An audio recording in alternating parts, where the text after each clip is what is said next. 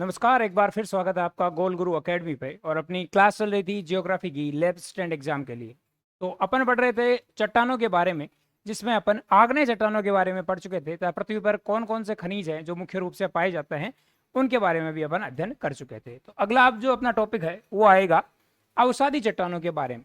तो अवसादी चट्टानों को अपन पढ़ते हैं। अवसादी चट्टानों को परतदार चट्टानें या स्ट्रेटिफाइड रॉक्स या सेडिमेंट्री रॉक्स भी कहा जाता है।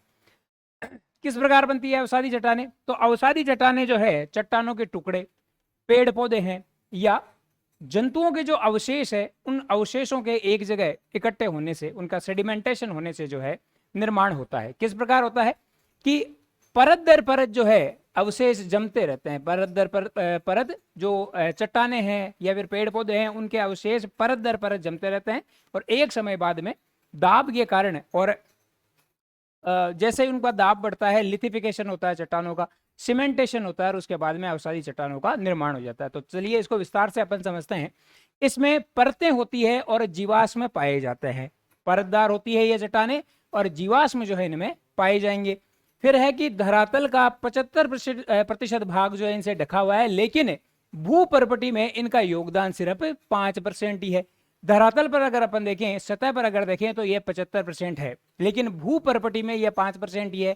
कैसे है? जैसे इंस्टाग्राम इन्फ्लुएंसर होते हैं, क्या होते हैं कि जो बाहर से दिखाते हैं वो बाहर से तो बहुत तड़क भड़क दिखाते हैं, लेकिन अंदर जो कंटेंट होता है वो क्या होता है? वह न के बराबर होता है। तो यही स्थिति, इन्फ्लुएंसर वाली स्थिति किसकी होती है? सेडिमेंट्री रॉक्स की होती है। कि ऊपर से तो ये कितनी है? ऊपर तो लगभग 75% है, लेकिन जब अपन भूपर्पटी के अंदर जाएंगे तो क्या होती है? ये लगभग 5% ही रह जाती है। इनकी मोटाई आमतौर पर 1 से 10 किलोमीटर तक होती है। महाद्वीपों में अवसादी चट्टानों की जो मोटाई होगी वो अधिक होगी और महासागरों में जो है ये धीरे धीरे कम होती जाएगी। कुछ सेडिमेंट्री रॉक्स हैं, इनका अपन आगे विस्तार से पहले चर्चा कर लेते हैं। पहले देखते हैं कि किस प्रकार उद्गम होता है, ओरिजिन किस प्रकार से होता है, किस प्रकार सेडिमेंट्री रॉक्स बनती है। तो पहले क्या होता है? कोई भी चट्टान है, उस चट्टान का अपक्षय होगा। अपक्षय का अर्थ है कि भाई कोई भी चट्टान टूट रही है और फिर उसका होता है अपर्दन, यानी कि जो भी अपक्षय से जो भी पदार्थ मिला वह धीरे धीरे कहाँ हुआ? वह हवा के माध्यम से, वह बर्फ के माध्यम से या वायु के माध्यम से उस स्थान से हट गया और किसी अन्य स्थान पर जाकर डिपोजिट हो गया, निक्षेपित हो गया। तो यह पहली प्रक्रिया क्या होती है? चट्टानों का पहले अपक्षय होगा और उसके बाद में होगा अपर्दन। अपर्दन के बाद में क्या है?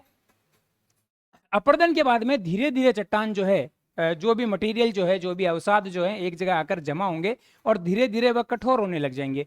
इस कठोर होने की क्रिया को अपन बोलते हैं लिथिफिकेशन।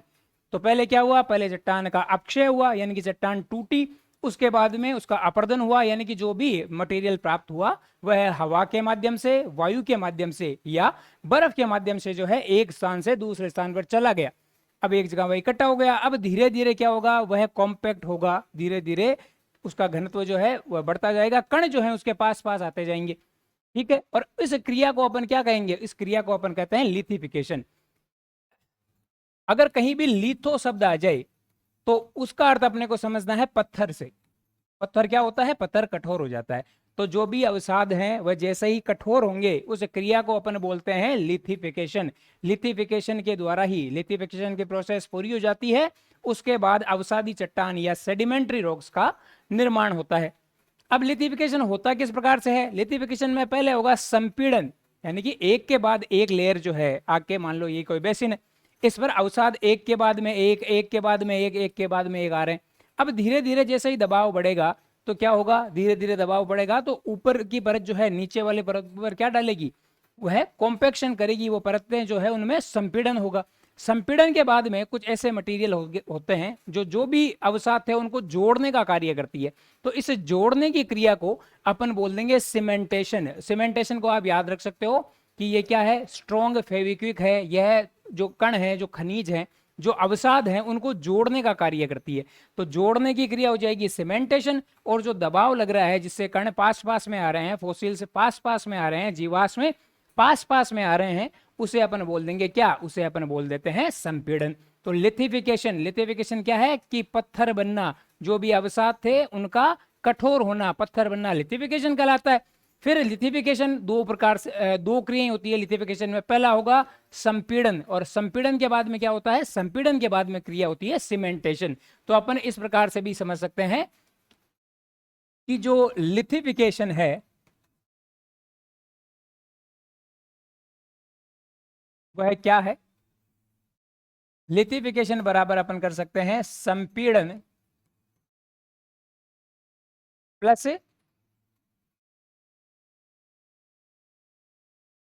सीमेंटेशन। लिथिफिकेशन बराबर संपीड़न प्लस सीमेंटेशन, ये दोनों प्रक्रिया करके क्या करती है, लिथिफिकेशन करती है। और लिथिफिकेशन क्या है, लिथिफिकेशन अपन ने पढ़ा कि लिथो जहां भी शब्द आ जाए उसका अपने को अर्थ लेना है पत्थर। पत्थर कैसा होता है, कठोर।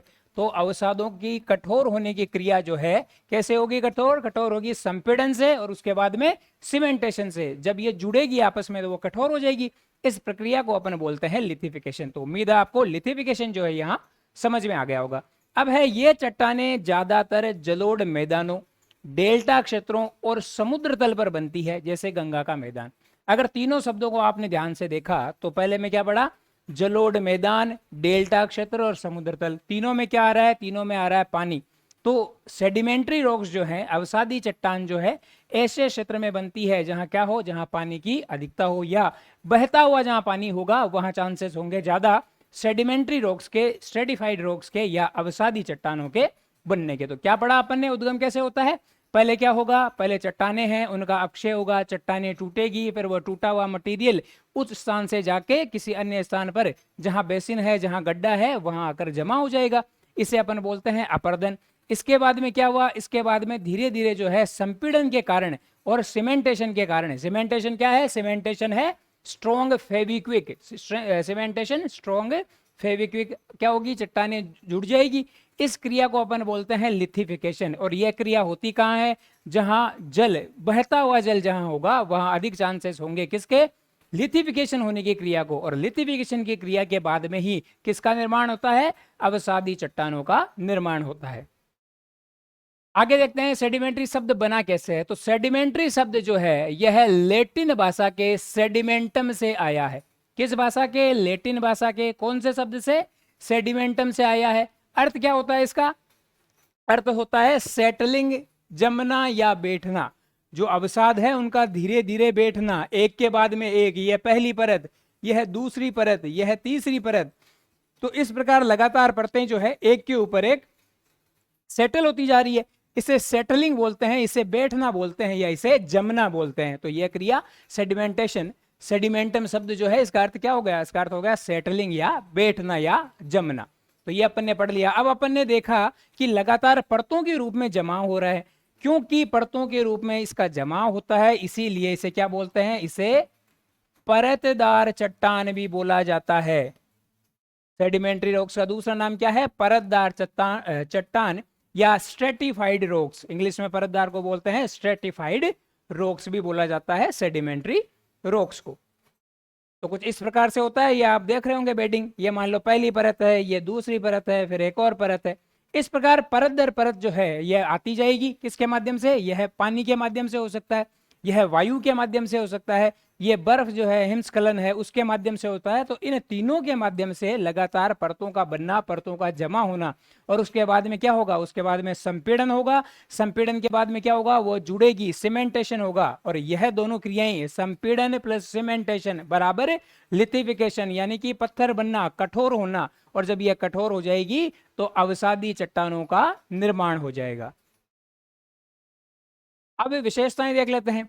तो क्या विशेषता है, पहली विशेषता है कि यह रवेदार नहीं होती।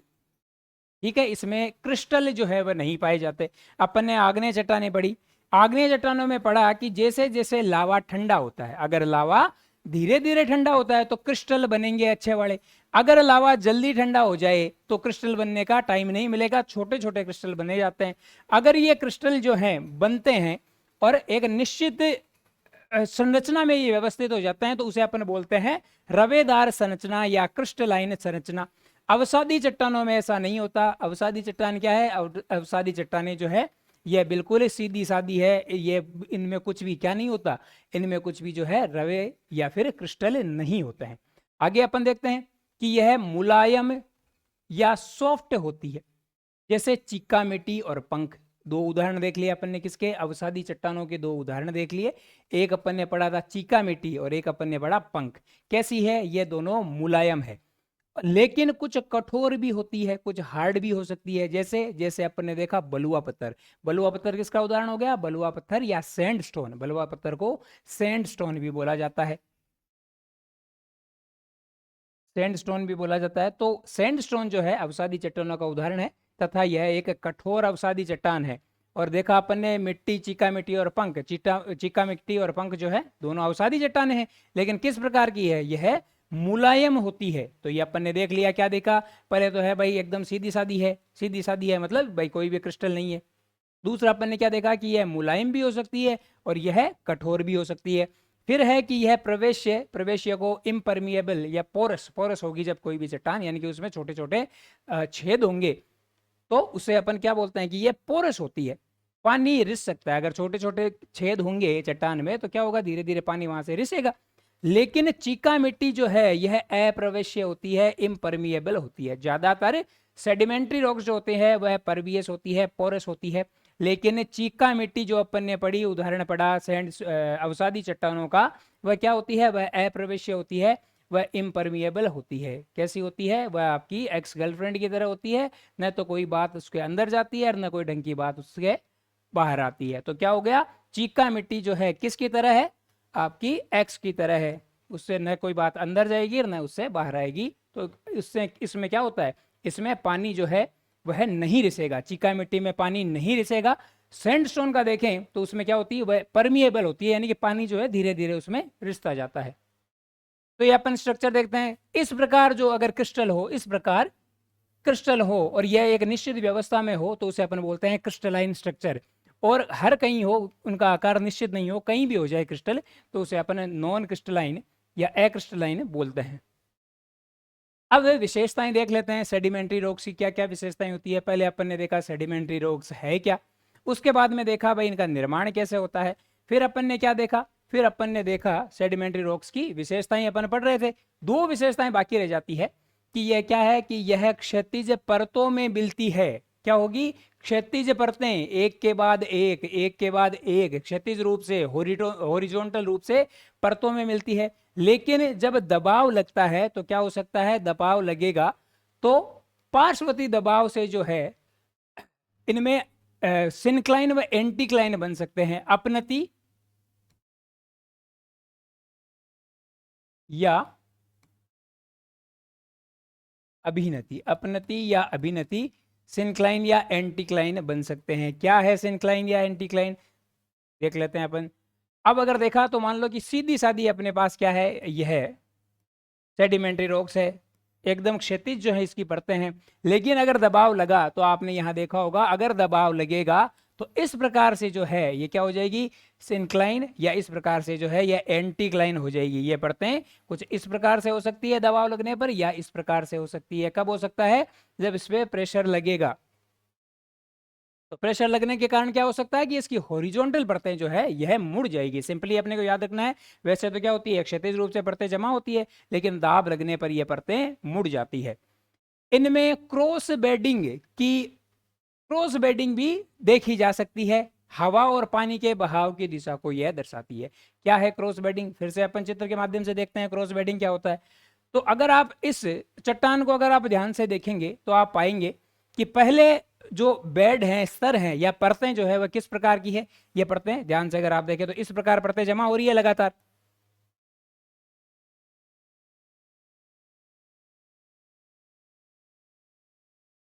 इस प्रकार परतें लगातार जमा हो रही है। इसका क्या मतलब है, इसका यह मतलब हो सकता है अगर ये पानी के द्वारा जमी है या फिर हवा के द्वारा जमी है, तो इस समय हवा चल रही थी इस दिशा से इस दिशा की ओर, हवा की दिशा ये थी। लेकिन मान लो कुछ समय बाद में हवा की दिशा बदल गई। अब हवा की दिशा जैसे ही बदली तो अब आप इसके ऊपर की अगर परतें देखेंगे तो आप पाएंगे कि अब ये परतें कुछ इस प्रकार हो चुकी है। फिर कुछ समय और बीता और कुछ समय के बाद में आप फिर से देखेंगे तो ये परतें पुनः इस प्रकार हो जाती है। तो इस प्रकार की जो संरचना होती है उसे अपन बोलते हैं क्या, क्रॉस बेडिंग बोलते हैं। क्यों हुआ है, क्योंकि ये जो भी माध्यम है जिसके द्वारा अवसाद एक स्थान से दूसरे स्थान पर लाए जाते हैं, उनकी दिशा जब चेंज हो जाती है तो क्रॉस बेडिंग की संरचना अपने को देखने को मिलती है। आपको अगर एग्जाम में सवाल पूछ लिया जाए कि क्रॉस बेडिंग क्या है, तो क्रॉस बेडिंग क्या होगा, क्रॉस बेडिंग होगा कि हवा या पानी के बहाव की दिशा दर्शाती है कि यह कब कब चेंज हुई है, किस समय चेंज हुई है।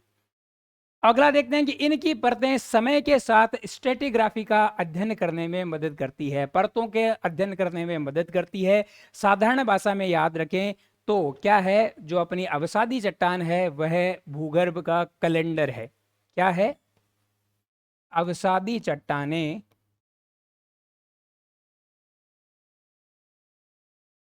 पृथ्वी, या अपन बोल सकते हैं भूगर्भ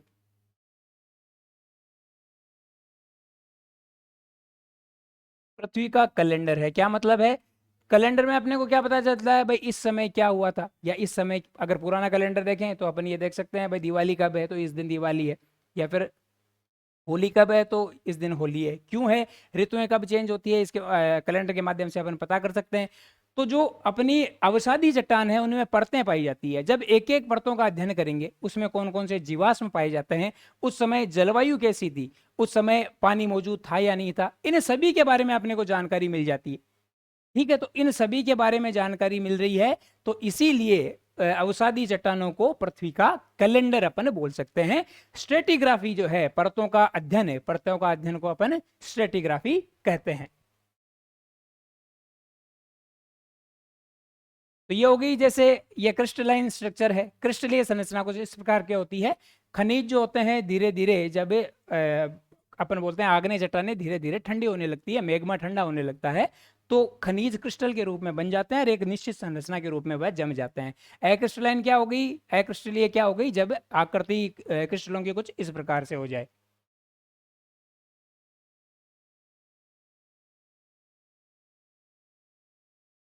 अब देखते हैं, वर्गीकरण करते हैं। अपन ने क्या पढ़ रहे थे, अपन अवसादी चट्टान पढ़ रहे थे।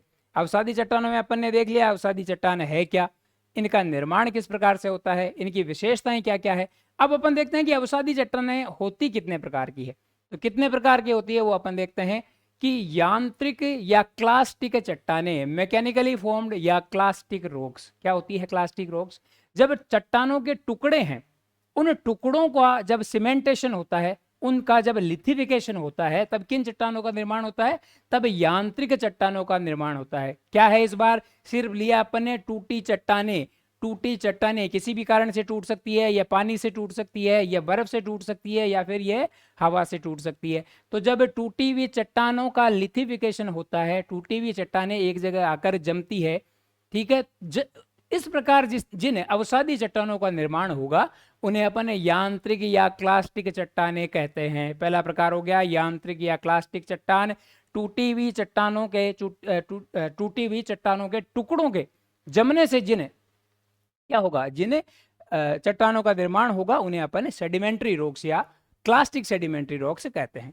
अब है किससे टूटी है, अगर मान लो कि ये चट्टान के टुकड़े हुए हैं, किस कारण से हुए हैं, अगर ये टुकड़े पवन के कारण हुए हैं, पवन इन्हें इन टुकड़ों को ले जाकर किसी बेसिन में, किसी गड्ढे में निक्षेपित कर रही है और उसके बाद में वहां चट्टान का निर्माण हो रहा है, तो उस प्रकार की चट्टान को अपन बोलते हैं लोएस। तो लोएस क्या है, पवन द्वारा निर्मित अवसादी चट्टान। लोएस क्या है, लोएस है पवन द्वारा निर्मित अवसादी चट्टान। और किस प्रकार की अवसादी चट्टान, यांत्रिक या क्लास्टिक चट्टान, क्लास्टिक अवसादी चट्टान। अब यही क्रिया, यांत्रिक वाली क्रिया, चट्टानों के टुकड़ों के जमने वाली क्रिया जो है, अगर हिमानी करे, बर्फ करे, तो तब जो चट्टान बनेगी उसे अपन बोलते हैं बोल्डर क्ले। हिमानी द्वारा निर्मित क्लास्टिक चट्टान कौन सी है, क्लास्टिक चट्टान है बोल्डर क्ले। पवन द्वारा कौन सी थी, पवन द्वारा थी लोएस। लोएस कौन, किसके द्वारा, पवन के द्वारा। बोल्डर क्ले किसके द्वारा, बोल्डर क्ले हिमानी के द्वारा। अब अपन तीसरा लेते हैं पानी। पानी के द्वारा जब निर्माण होता है, तो पानी के द्वारा निर्माण हो सकता है किसका, बालुआ, बलुआ पत्थर का, जिसे अपन सैंडस्टोन भी बोलते हैं। गोलास्म का, बाउल्डर का निर्माण हो सकता है, या फिर शेल का। तो गोलास्म और शेल क्या है, गोलास्म जो बड़े बड़े टुकड़े होते हैं पत्थरों के, उन्हें अपन गोलास्म कहते हैं। तो जब जल के द्वारा क्लास्टिक चट्टानों का निर्माण होता है, क्लास्टिक चट्टानें अवसादी चट्टानों का प्रकार होता है, तो कौन कौन सी चट्टानें बन सकती है? बलुआ पत्थर बन सकता है, गोलाश्म बन सकता है और शेल बन सकता है। सवाल आएगा कि लोएस जो है यह कौन सी चट्टान है, अवसादी चट्टानों का कौन सा प्रकार है? तो कौन सा प्रकार है? क्लास्टिक या यांत्रिक प्रकार है। फिर पूछेगा भाई अवसा लोएस का निर्माण किसके द्वारा होता है? तो लोएस का निर्माण किससे होगा? लोएस का निर्माण पवन द्वारा होता है। बोल्डर क्ले का निर्माण किसके द्वारा होता है? तो बर्फ के द्वारा या हिमानी के द्वारा होता है। बलुआ पत्थर का निर्माण किस प्रकार से हो रहा है? तो जल से हो रहा है। गोलाश्म का निर्माण किससे हो रहा है? तो जल से हो रहा है। अब अपन जो है इन कणों के आधार पर इन चट्टानों को कुछ और प्रकार में बांट सकते हैं। अगर कण बड़े हो, बड़े बड़े कण हो, 2 mm से ज्यादा, 2 mm से ज्यादा बड़े कण हो, तो इस प्रकार की चट्टानों को अपन क्या बोल देंगे? कोरस। कणों को क्या बोल देंगे अपन? भाई कोरस ग्रेन है, मोटे कण है। अगर इन ये कण जो है 0.6 से 2 mm तक के हो, 2 mm से ज्यादा है तब तो मोटे कण कोरस ग्रेन। अगर जो है ये 0.06 से 2 mm के बीच में हो तो ये हो जाएंगे मध्यम कण, मीडियम ग्रेन। और अगर ये 0.06 mm से भी कम के हो तो इन्हें बोलते हैं फाइन ग्रेन या बारीक कण। तो ये अपन ने पढ़ लिया।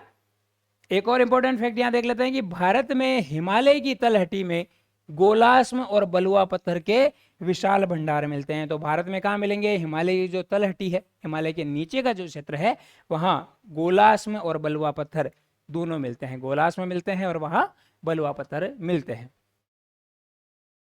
अपन ने देखा, और गोलाश्म और बलुआ पत्थर तो हिमालय की तलहटी में क्यों मिलेंगे? क्योंकि पानी जो है धीरे धीरे टुकड़ों को, चट्टान के जो टुकड़े हैं उन्हें धीरे पानी नीचे ले आएगा, तलहटी में ले आएगा, और पानी के द्वारा किन चट्टानों का निर्माण हो रहा है? तो अपन ने पढ़ा था कि बलुआ पत्थर और गोलाश्म का हो रहा है। तो पहाड़ के ऊपर से पानी नीचे आ रहा है। कौन से पहाड़ के ऊपर से? हिमालय के ऊपर से नीचे आएगा तो कौन सी चट्टान बना देगी? ये चट्टान बना देगी गोलाश्म या बलुआ पत्थर। अगला प्रकार जो है अवसादी चट्टानों का वह है जैविक या नॉन क्लास्टिक चट्टानें। जैविक का नाम सुनते ही आपके मन में आ जाना चाहिए कि जीवों द्वारा, पेड़ पौधों के अवशेष प्लस जीवों के अवशेष, इनके अवशेषों द्वारा जिन सेडिमेंट्री रॉक्स या जिन अवसादी चट्टानों का निर्माण होता है वह क्या कहलाती है? वह नॉन क्लास्टिक या जैविक चट्टानें कहलाती है। कैसे हो रहा है निर्माण? जीवाश्म जो है, मान लो कोई जीवों के अस्म है। कौन से जीवों के अस्म है? समुद्री जीव होते हैं। तो कुछ समुद्री जीव जो होते हैं इनके ऊपर खोल पाया जाता है, जैसे कछुए के ऊपर पाया जाता है, उसी प्रकार कुछ जो समुद्री जीव है उनके ऊपर खोल पाया जाता है। किसका होता है ये खोल? ये होता है कैल्शियम कार्बोनेट का। किसका खोल होता है? कैल्शियम कार्बोनेट का खोल होता है। तो जब ये जीव समाप्त हो जाते हैं, इनकी मृत्यु हो जाती है, तो जो अवशेष हैं, जो कैल्शियम कार्बोनेट है, इसके धीरे धीरे जमने से निर्माण होता है लाइमस्टोन या चूना पत्थर का। तो चूने पत्थर का निर्माण, चूना पत्थर अवसादी चट्टान का निर्माण किससे हो रहा है? तो इसका निर्माण हो रहा है जीवों से या फिर जीवाश्म के द्वारा। खासकर किन जीवाश्म के द्वारा? जो समुद्र में रहने वाले जीव हैं उनके जीवाश्मों के द्वारा। दूसरा अपन देते हैं खड़िया। खड़िया या चौक जो है, इसका निर्माण भी जीवाश्म के द्वारा ही होता है। अगला देते हैं प्लांट जो है, पौधे जो होते हैं, उनसे अपने को पता है कि पौधों के अवशेष से धीरे धीरे एक टाइम बाद में इनका निर्माण हो जाता है, कोयले का निर्माण हो जाता है। तो अपन बोल सकते हैं पीट या कोयला, जितना भी प्रकार का कोयला होता है, 4 प्रकार के कोयले होते हैं, तो उनका निर्माण होता है पौधों के अवशेषों के द्वारा या प्लांट से। तो ये दोनों प्रकार ही कौन से प्रकार हैं? यह है जैविक अवसादी चट्टानें या नॉन क्लास्टिक अवसादी चट्टानें। चट्टानों के टुकड़ों से जिन अवसादी चट्टानों का निर्माण होता है उनको अपन ने बोला क्लास्टिक रॉक्स, और जिनका निर्माण जीवाश्मों के द्वारा होता है उसे अपन बोल देंगे नॉन क्लास्टिक रॉक्स। अब देखते हैं कि चूना पत्थर का निर्माण ज्यादातर कैल्शियम कार्बोनेट से होता है। अपन ने पढ़ा था क्यों होता है? क्योंकि सब कुछ समुद्री जीव होते हैं, उनके ऊपर के खोल जो होते हैं यह किसके बने होते हैं? CaCO3 या कैल्शियम कार्बोनेट के बने होते हैं। अब कोयले के अपन प्रकार देखते हैं। तो कोयले में कार्बन की मात्रा तथा उस पर कठोर कितनी है, कोयला कितना कठोर है तथा उसमें कार्बन की मात्रा कितनी है, उसके आधार पर ही अपन याद रखते हैं कोयले को। तो 4 प्रकार का कोयला हो गया, पीट, लिग्नाइट, बिटुमिनस और एंथ्रेसाइट। कैसे याद रखेंगे इसको? अपन अल्फाबेटिकली इसको याद रखते हैं, उल्टे से शुरू करते हैं पहले। तो पहले क्या आएगा? एंथ्रेसाइट, इसको अपन कर देंगे A। फिर क्या आएगा? फिर आएगा बिटुमिनस, बिटुमिनस B से स्टार्ट होता है। फिर क्या है? फिर आता है लिग्नाइट, तो यहाँ कर देंगे L, फिर कर देंगे P। तो 4 प्रकार के हो गए। इनको अपन अल्फाबेटिकली याद रखेंगे। जो सबसे पहले लेटर आएगा वह सबसे ज्यादा कार्बन वाला होगा, और जो सबसे बाद में आएगा उसमें कार्बन की मात्रा जो है, उसकी कठोरता जो है, दोनों ही क्या होगी, अत्यंत कम होगी। तो एंथ्रेसाइट, बिटुमिनस, लिग्नाइट या पीट, या अगर आप बढ़ते हुए क्रम में देखो तो पीट, लिग्नाइट, बिटुमिनस और एंथ्रेसाइट। अब देखते हैं कि भारत में जो कोयला पाया जाता है ये कौन से काल का है, इसका निर्माण कौन से काल से शुरू होने लगा। तो ये गोंडवाना काल का कोयला है। कितने वर्ष पुराना है? लगभग 250 से 300 मिलियन वर्ष पुराना है भारत का कोयला। कौन से काल का है? भारत का कोयला है गोंडवाना काल का। भारत का कोयला ज्यादातर, लगभग 80% भारत का कोयला जो है यह गोंडवाना काल का है। और कहाँ मिलता है? यह झारखंड और छत्तीसगढ़, मेनली झारखंड और छत्तीसगढ़ दोनों ही राज्यों में जो है अपने कोयला पाया जाता है।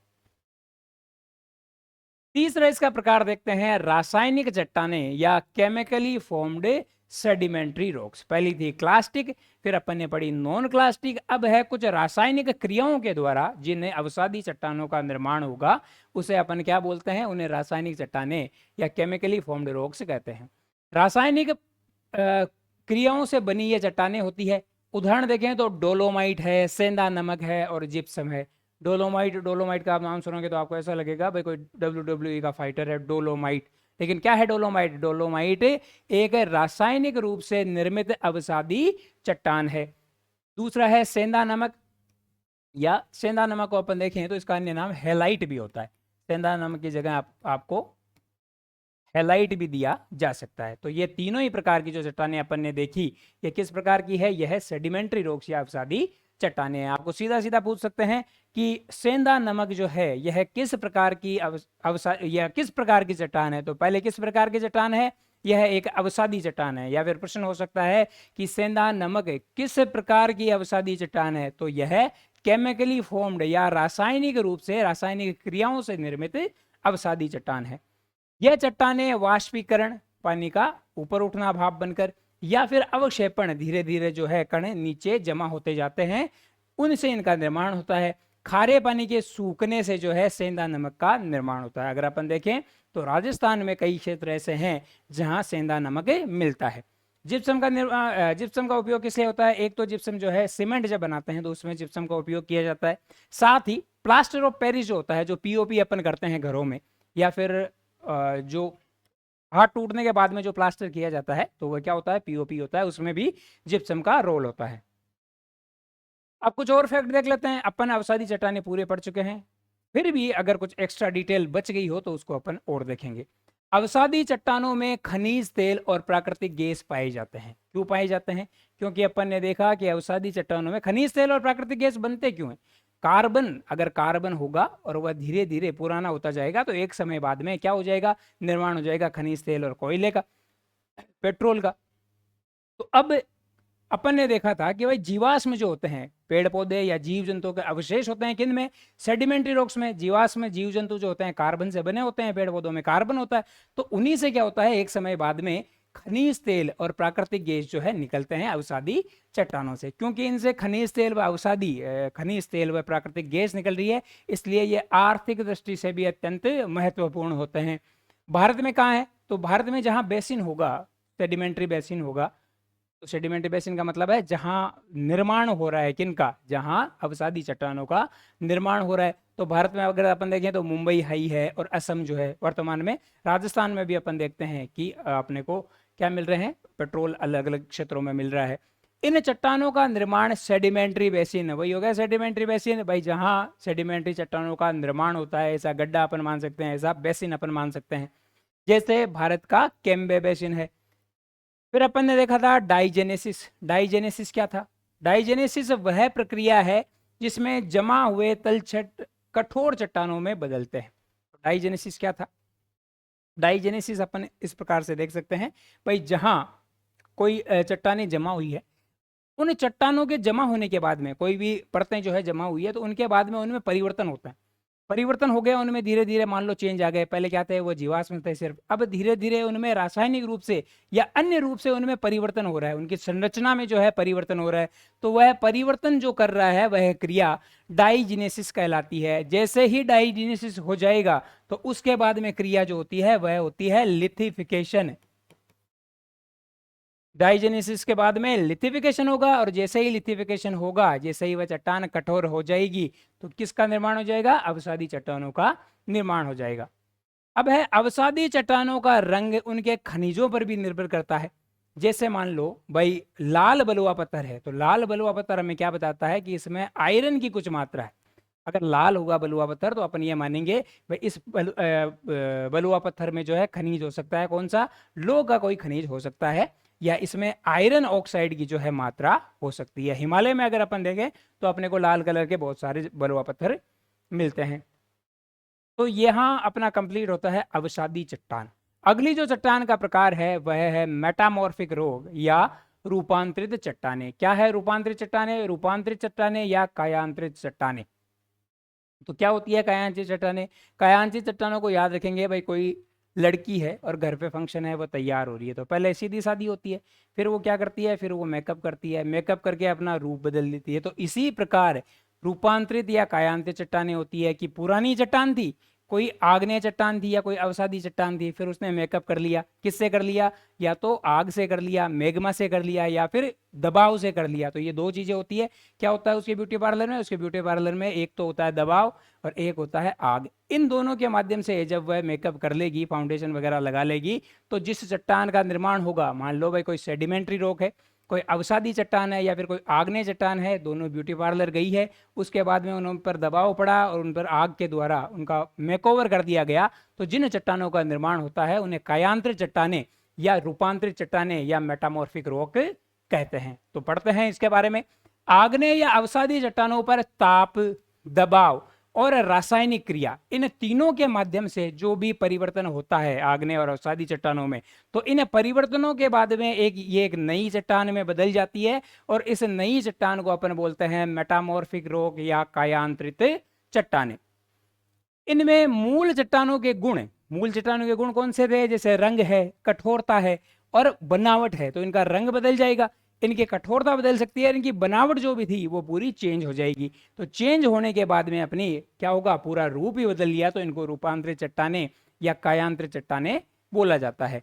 यह चट्टाने भूपर्पटी के लगभग 27% भाग में होती है। क्रस्ट का लगभग 27% पार्ट जो है यह मेटामॉर्फिक रॉक के द्वारा बना हुआ है, और प्राय जो है ये गहरे स्तर पर पाई जाती है।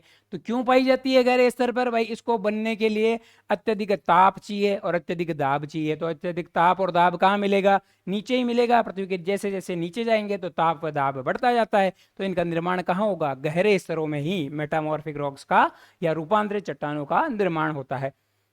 रूपांतरण की जो क्रिया है, इनमें जैसे ही चट्टानों में चेंज आने की जो प्रोसेस है, उसे अपन क्या कहते हैं? उसे अपन बोलते हैं मेटामॉर्फिज्म। रूपांतरण की प्रक्रिया को मेटामॉर्फिज्म कहते हैं। जो चट्टानों को बिना पिघलाए, पिघलेगी नहीं चट्टान, चट्टान दबाव और ताप के कारण जो है उसका रूप पूरा ही बदल जाएगा बिना पिघले। तो इस प्रोसेस को क्या कहते हैं? इस प्रोसेस को कहते हैं मेटामॉर्फिज्म। अब देख लेते हैं मेटामॉर्फिक। तो मेटामॉर्फिक शब्द जो है यह ग्रीक भाषा के शब्द मेटा और मॉर्फ। मेटा का मतलब बदलाव और मॉर्फ का मतलब रूप, यानी कि मतलब क्या हो जाएगा? रूपांतरित चट्टाने। तो किस भाषा से बना है? ग्रीक भाषा से बना है। दो शब्द कौन से हैं? मेटा है। मेटा का अर्थ क्या है? मेटा का अर्थ है बदलाव। मॉर्फ, मॉर्फ का अर्थ क्या है? रूप। तो रूप में बदलाव क्या कहलाता है? मेटामॉर्फिक या रूपांतरित चट्टाने। तो इस प्रकार से है। मान लो कि पृथ्वी के नीचे है, पृथ्वी के नीचे लगातार दाब इस पर बढ़ता जा रहा है, और नीचे मैग्मा है। तो मैग्मा के आसपास का जो क्षेत्र होगा उस पर क्या होगा? उस पर तापमान जो है क्षेत्र में बढ़ जाएगा। तो दाब भी अधिक है, तापमान भी अधिक है। तो ये जो चट्टाने हैं, कोई भी यहाँ चट्टान हो, मान लो आग्नेय चट्टान हो या अवसादीय चट्टान हो, एक समय बाद में रूप बदल कर कायांतरित चट्टाने बना लेगी। अब अपन प्रकार देखते हैं इनका, मेटामॉर्फिक रॉक्स का अपन प्रकार देखते हैं। तो पहला प्रकार जो है मेटामॉर्फिक रॉक का, वह है तापीय या संस्पर्शी रूपांतरण। तापीय, थर्मल या कांटेक्ट या थर्मल मेटामॉर्फिज्म। कांटेक्ट से अपन क्या देखेंगे? मान लो कोई नीचे चट्टान है और इस चट्टान के आसपास मैग्मा आ रहा है, मैग्मा इससे टच हो रहा है। चट्टान है अपनी, आग्नेय अवसादी चट्टान है, इससे आकर मैग्मा टच हो रहा है, मैग्मा का कांटेक्ट हो रहा है, किससे हो रहा है, चट्टान से हो रहा है। तो जहां मैग्मा का कांटेक्ट होगा वहां ताप अधिक हो गया, और इस तापमान की अधिकता के कारण वह चट्टान अपना रूप, अपनी बनावट जो है वह चेंज कर लेगी, और चेंज करके नई चट्टान बना देगी, जिसे अपन कहते हैं मेटामॉर्फिक या रूपांतरित चट्टानें।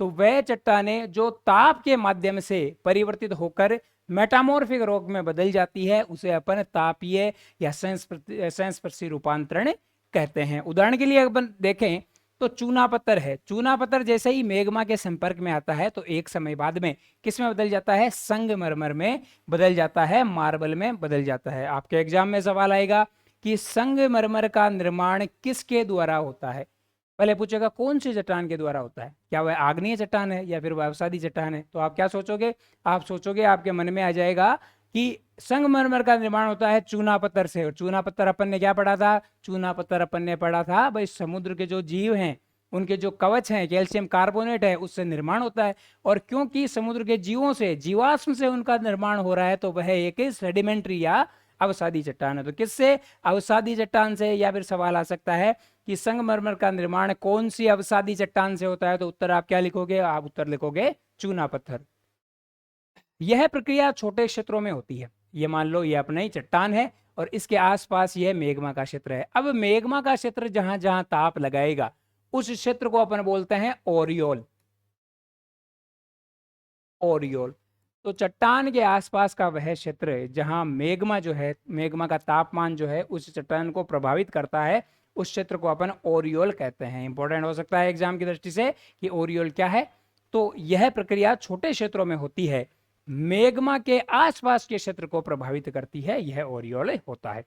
अन्य उदाहरण यदि अपन देखें तो क्वार्टजाइट चट्टान है, मेटामॉर्फिक रॉक है। क्वार्टजाइट किससे निर्माण होता है, निर्माण हो रहा है बलुआ पत्थर या सैंडस्टोन से। सवाल आ सकता है कि क्वार्टजाइट का निर्माण किस चट्टान के द्वारा होता है, तो उत्तर हो जाएगा सैंडस्टोन। अब कोयला है, तो कोयला धीरे धीरे कोयला पर ताप बढ़ेगा तो एक समय बाद में यह चेंज होता है, किस में, यह चेंज होता है ग्रेफाइट में। कल अपन साइंस की क्लास में जो है ग्रेफाइट के बारे में पढ़ रहे थे, लेकिन अभी आपको उसके बारे में जानने की जरूरत नहीं है। सीधा अपने को ध्यान रखना है कि ग्रेफाइट का निर्माण किससे होता है, तो ग्रेफाइट का निर्माण अवसादी चट्टान कोयले से होता है। भारत में संगमरमर राजस्थान के मकराना से प्राप्त होता है, जो कि विश्व प्रसिद्ध है।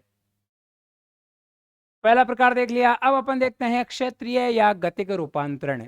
पहले में क्या था, पहले में ताप से मेटामॉर्फिक रॉक का निर्माण हो रहा था। अब मान लो दाब से, तापमान अभी भी है लेकिन तापमान जो है इस बार वह इतना मुख्य नहीं है। अब मुख्य भूमिका जो है इस बार हीरो जो है वह कौन हो गया, वह हो गया दाब। दाब के कारण जब मेटामॉर्फिक रूप का मेटामॉर्फिक चट्टान का निर्माण होता है तो उसे क्षेत्रीय या गतिक रूपांतरित मेटामॉर्फिक रॉक बोला जाता है। मेन रोल होता है प्रेशर का। उदाहरण अपन देखें तो जैसे हिमालय है, रॉकीज है, यहाँ दाब अधिकता के कारण जो है अवसादी चट्टानों का मेटामॉर्फिक रॉक्स का निर्माण होता है। यह बड़े क्षेत्रों में होता है प्राय टेक्टोनिक प्लेट्स के टकराव से। अपनी इंडियन प्लेट है और ऊपर यूरेशियन प्लेट है, यह आपस में टकराएगी तो बीच के क्षेत्र में दाब बढ़ेगा और उस क्षेत्र में चांस होंगे किसके, मेटामॉर्फिक रॉक से बनने के। अब अपन देखते हैं कि मान लो कोई चट्टान थी सेल, ठीक है, सेल एक चट्टान है, उस पर दाब बढ़ा तो ये सेल बदल जाएगी किसमें, ये सेल बदल जाएगी सिस्ट में। अब ये सिस्ट है, इस सिस्ट पर और दाब बढ़ रहा है तो ये सिस्ट बदल जाएगा नीस में। किससे निर्माण हो रहा है, पहले अपने पास जो थी वो थी सेल। सेल एक चट्टान है, ठीक है, रॉक का नाम है सेल। पहले दाब बढ़ेगा तो ये बदल गई किसमें, स्लेट में। अब स्लेट पर दाब बढ़ रहा है तो स्लेट बदल जाएगी सिस्ट में। सिस्ट पर जब दाब बढ़ेगा तो ये बदल जाएगी किसमें, नीस में। तो नीस जो है सर्वाधिक दाब के कारण निर्मित क्या है, चट्टान है, क्षेत्रीय गतिक रूपांतरित चट्टान है, मेटामॉर्फिक रॉक का एक प्रकार है। नीच का निर्माण किससे हुआ है, नीच का निर्माण हुआ है सेल चट्टान से। सेल चट्टान से जो रॉक होती है वह यह सेल होता है और यह जो है एक चट्टान है जिसका नाम है सेल। तो नीच का जो निर्माण होता है वह होता है सेल से। यह क्रम आपको याद रखना आवश्यक है। यह हो सकता है पूछा जाए चार, ये चारों आपको शब्द दे दे और पूछ ले भाई इनको क्रम के रूप में दबाव के आधार पर इनको जमाइए। तो अपन जमाएंगे किस प्रकार से, सेल, स्लेट, सिस्ट और नीस। तो कैसे याद रखेंगे, इसको अपन याद रख सकते हैं निशी और क्या बचा है अपने पास, शेष। निशी और शेष। तो क्या हो जाएगा, नीश, फिर क्या था, फिर अपने पास था सिस्ट, फिर क्या था, फिर अपने पास था स्लेट, और फिर अपने पास क्या था, सेल। तो निशी शेष इससे आप याद रख सकते हो, इससे वो ऐसे लिख लो ताकि और परफेक्ट हो जाए अपना। निशी शेष, निशी शेष, नी जो है सर्वाधिक दबाव के कारण बनती है। भारत में हिमालय में नीस और शीश शिष्ट चट्टानें मिलती है। दाब अधिक है, क्यों है दाब अधिक? क्योंकि ऊपर से यूरोपियन प्लेट जो है ये टकरा रही है हिमालयन प्लेट से, या फिर अपने जो इंडियन प्लेट है उससे। तो ये अपन देख लेते हैं, ये शुरू में क्या थी, ये शुरू में शेल थी, ये चट्टान है, इसका नाम है शेल। दबाव बढ़ा तो ये स्लेट में बदल गई, कुछ इस प्रकार से हो गई। और दबाव बढ़ा तो ये सिस्ट में बदल गई, और दबाव बढ़ा तो ये किस में बदल गई, नीस में बदल गई। लेकिन जो रायोलाइट चट्टान है, रायोलाइट चट्टान पर भी जब दबाव बढ़ता है तो वह सीधे किस में बदल सकती है, नीस में बदल सकती है। तो शेल से भी नीस का निर्माण हो रहा है, और रायोलाइट से भी किसका निर्माण होता है, रायोलाइट से भी नीस का निर्माण हो सकता है। अतिरिक्त प्रकार अपन देखते हैं, अपनी जो 12वीं की बुक में दिया हुआ है ये 2 प्रकार ही दिए हुए हैं, लेकिन कुछ और प्रकार होते हैं, उनको भी अपन आसानी से देख लेते हैं। क्या है, कैटाक्लास्टिक रूपांतरण। मान लो किसी क्षेत्र में भूकंप आया है, या उस क्षेत्र में क्या हुआ है, उस क्षेत्र में दरार पड़ी है। क्या हुआ है, उस क्षेत्र में भूकंप आया है, या फिर दरार पड़ी है, भ्रंश हुआ है, फॉल्ट हुआ है। तो उसके कारण जिन चट्टानों का निर्माण होगा, जिन मेटामॉर्फिक रॉक्स का निर्माण होता है, उसे अपन बोलते हैं माइनोलाइट। और वह किस प्रकार का है, वह है कैटाक्लास्टिक रूपांतरण। क्यों होता है कैटाक्लास्टिक रूपांतरण? भूकंप के कारण, या फॉल्ट के कारण, भ्रंश के कारण। दूसरा देखते हैं हाइड्रोथर्मल रूपांतरण। गर्म पानी है, गर्म पानी या फिर रासायनिक कोई भी द्रव्य है, कोई भी द्रव्य है रासायनिक, उसके कारण जब मेटामॉर्फिक रॉक्स का निर्माण होता है, रूपांतरित चट्टानों का निर्माण होता है, तो उसे हाइड्रोथर्मल रूपांतरण कहा जाता है। अब देख लेते हैं अपन विशेषताएं, देख लेते हैं मेटामॉर्फिक रॉक्स की, रूपांतरित चट्टानों की। तो रूपांतरित चट्टानों की पहले विशेषता है कि यह इनमें फोलिएशन देखा जाता है। फोलिएशन क्या है, अपन ने देखा था भाई सेडिमेंट्री रॉक्स में परतें पाई जाती है, उसी प्रकार अगर मेटामॉर्फिक रॉक्स में जो खनिज हैं ये एक के बाद एक परतों के रूप में जमा होते हैं। अपन चित्र के माध्यम से देखते हैं और बेटर समझेंगे अपन। ये अगर आप देखो तो अलग अलग कलर की आपको परतें दिखाई दे रही है, खनिज जो है अलग अलग रूप से परतों के रूप में इसमें जमा है। तो इस प्रकार जब निर्माण होता है मेटामॉर्फिक रॉक्स को, तो इस प्रोसेस को अपन क्या बोलते हैं, इस प्रोसेस को अपन बोलते हैं फोलिएशन। तो ये हो गया फोलिएशन, खनिजों की परतदार और बेडेड संरचना जैसे स्लेट और सिस्ट में होती है। दूसरा है ये गैर फोलिएटेड भी हो सकती है, परतें हो सकती है इसमें, लेकिन जरूरी नहीं है परतें हो। क्या हो सकता है इसमें, बिना परतों वाली भी हो सकती है, जैसे संगमरमर है, क्वार्ट्जाइट है, इनमें परतें नहीं होती, ये फोलिएटेड नहीं होती। ये चट्टानें कठोर और टिकाऊ होती है। अगर अपन देखें तो निर्माण में इनको उपयोग किया जाता है, अपन ग्रेनाइट का उपयोग करते हैं, अपन संगमरमर का उपयोग करते हैं, स्लेट का उपयोग करते हैं। क्यों? क्योंकि ये मजबूत होती है।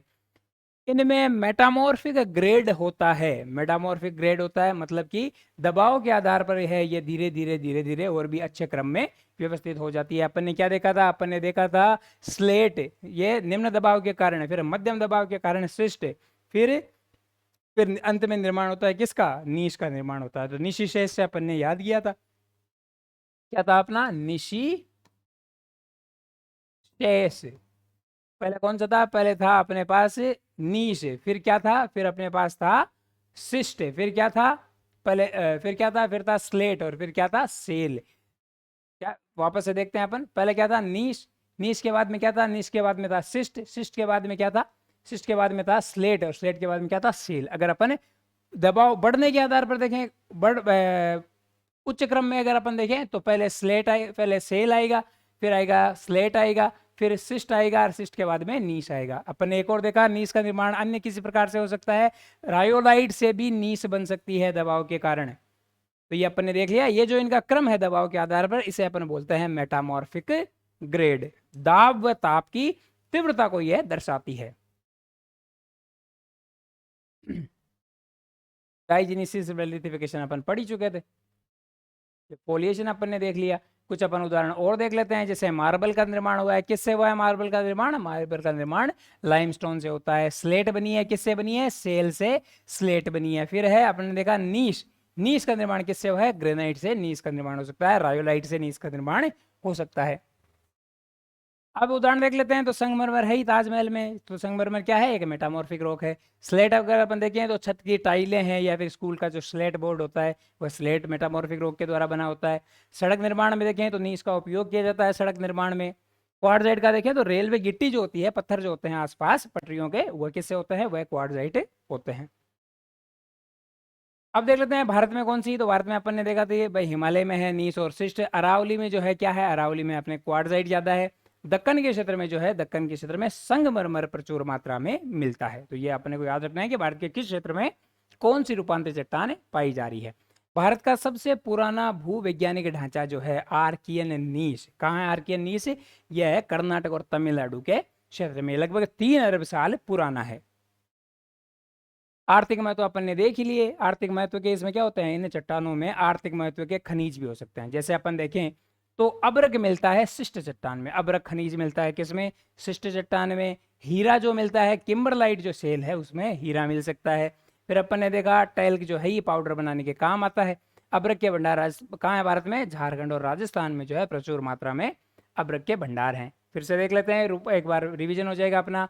ताप अधिक चाहिए, कितना चाहिए, लगभग 200 से 800 डिग्री सेंटीग्रेड तक ताप होना चाहिए मेटामॉर्फिक रॉक बनने के लिए। दाब कई किलो बार तक अत्यधिक दाब चाहिए, या फिर कोई भी रासायनिक द्रव्य है, जल जो है गर्म जल जो है उसके द्वारा भी निर्माण होता है किसका, मेटामॉर्फिक का। रेट्रोग्रेड अपन ने मेटामॉर्फिज्म देख ही लिया। रेट्रोग्रेड मेटामॉर्फिज्म क्या है कि धीरे धीरे दबाव बढ़ने के कारण किसका निर्माण कर रहे थे अपन, लास्ट में स्लेट का निर्माण कर रहे थे। किस प्रकार से कर रहे थे, अपन ने ये देखा था,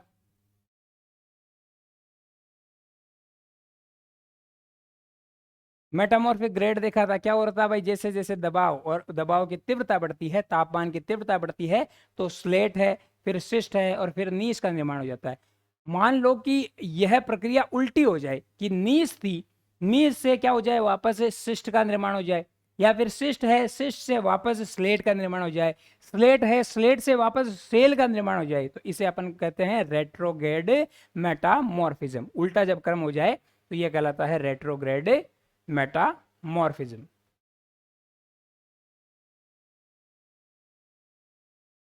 और प्रोटोलिथ, प्रोटोलिथ क्या है कि जो शुरुआत में जो चट्टान होती है और उस चट्टान के रूपांतरण के कारण नई चट्टान बनती है, तो शुरुआत वाली चट्टान को अपन बोलते हैं प्रोटोलिथ। तो आग्नेय व अवसादी चट्टानों, फिर से एक बार इसको रिवीजन के लिए बनाया गया है।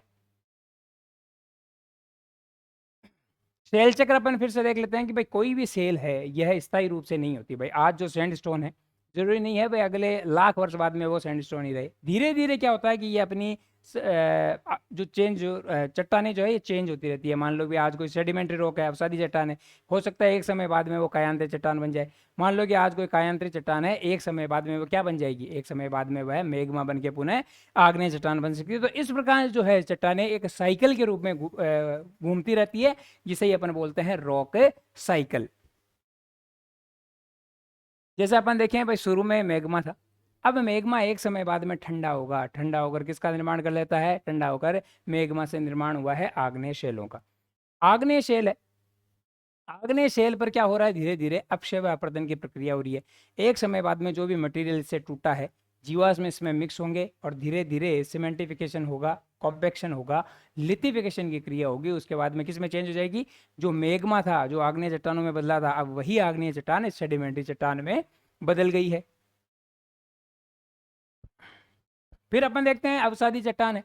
अब चट्टान है, अपने को पता है, यही सोचते हैं भाई चट्टान तो कठोर है, में झुकेगा नहीं साला। लेकिन क्या होगा, जब तापमान बढ़ जाएगा, अत्यधिक तापमान हो जाएगा, तो जो मेटा अवसादी चट्टानों से या आग्नेय चट्टानों से मेटामॉर्फिक रॉक बनी है, एक समय बाद में अत्यधिक तापमान के कारण वह पुनः पिघल कर क्या बन जाएगी, मेग्मा। मेग्मा से ही शुरू हुए थे, मेग्मा से आग्नेय चट्टान बनाई, फिर अवसादी चट्टान बनाई, अवसादी चट्टान से क्या बनाई, मेटामॉर्फिक रॉक बनाई, और वापस तापमान की अधिकता के कारण मेटामॉर्फिक रॉक किस में बदल गई, यह बदल गई वापस से मेग्मा के। मेग्मा से पुनः आग्नेय चट्टान बनेगी, पुनः अवसादी चट्टान बनेगी, पुनः मेटामॉर्फिक रॉक बनेगी, और फिर वापस से किस में बदल जाएगा, मेग्मा में बदल जाएगा। तो इस प्रकार जो है यह साइकिल चलता रहता है, इसे ही सेल चक्र कहा जाता है।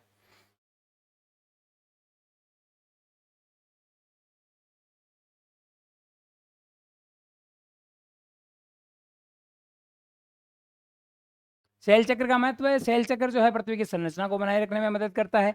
विभिन्न प्रकार के सेलों से खनिज और प्राकृतिक संसाधन प्राप्त होते हैं। भूगर्भीय गतिविधियों को समझने में ही सेल चक्र महत्वपूर्ण होता है। तो इसी के साथ अपना टॉपिक जो है चट्टाने वह यहाँ पूरा हो चुका है। आगे की क्लास में अपन कुछ एमसीक्यू लेंगे, इसका आप रिवीजन करें बार बार।